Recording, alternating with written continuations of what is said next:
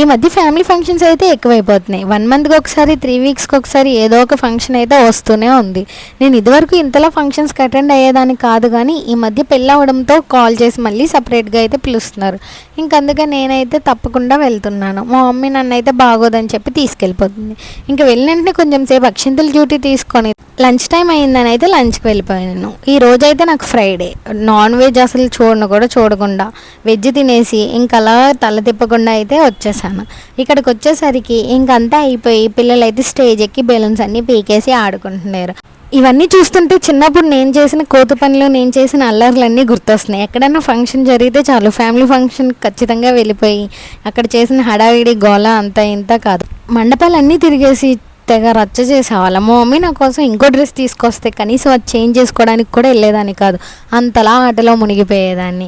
ఇంకొక స్టేజ్కి వచ్చిన తర్వాత ఫంక్షన్స్కి అటెండ్ అవ్వడమే మానేశాను. మళ్ళీ ఇప్పుడే స్టార్ట్ చేశాను. ఇంక ఇప్పుడు చూడండి, నేనైతే చిన్నపిల్లల నేను చాలాసేపు వాళ్ళతో ఆడుకున్న. స్టేజ్ ఎక్కలేదు అంతే, కింద చేయాల్సిన అల్లరంతా చేసేసాం. That's all for today.